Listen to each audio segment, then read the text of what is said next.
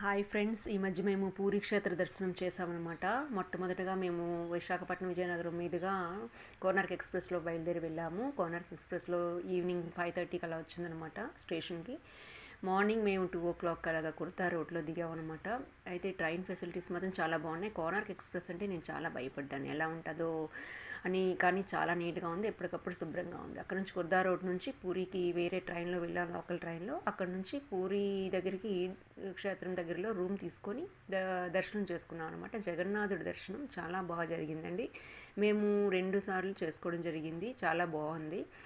దర్శనం పూర్తయిన తర్వాత మేము జగన్నాథ గుడికి దగ్గరలో ఉన్న బీచ్కి వెళ్ళాము. బీచ్ కూడా చాలా బాగుంది. చాలా సాగరం అంటే నిజంగా అద్భుతంగా అనిపించింది అనమాట. ఆకాశం సముద్రం కలిసిపోయి ఎంతో అందంగా అనిపించింది. చాలాసేపు ఎంజాయ్ చేసాము అక్కడ కూడా. అటు నుంచి తిరుగు ప్రయాణం అయ్యి మళ్ళీ రూమ్కి వచ్చి ఆ రోజు విశ్రాంతి తీసుకున్నాము. తర్వాత మరుసటి రోజు బస్సులో ట్రావెల్స్ బుక్ చేసుకొని పర్ హెడ్ 350 రూపీస్ ఏసీ బస్సులో ట్రావెల్ చేసాం. చాలా బాగుంది.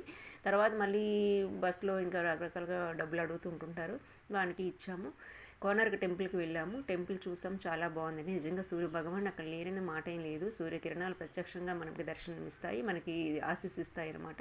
చాలా బాగుందండి, మంచి కట్టడము, ఎంతో అద్భుతంగా ఉంది కోనార్క్ టెంపుల్. చుట్టుపక్కల అంత పార్క్, నెక్స్ట్ ఎంత చెట్లు, చాలా ఎక్కువ ప్లేసు కోనార్క్లో ఉందన్నమాట. చాలా బాగుందండి, నిజంగా వెళ్ళాల్సిన ప్రదేశమే ఇది. మన భారతదేశానికి ఒక మంచి ల్యాండ్మార్క్ అని చెప్పుకోవచ్చు అనమాట. అక్కడ నుంచి చాలా చాలా ప్రదేశాలు, నందనకానన్ జూ అన్నీ తిరిగేసి మళ్ళీ మేము తిరుగు ప్రయాణం అయ్యి ట్రైన్లోకి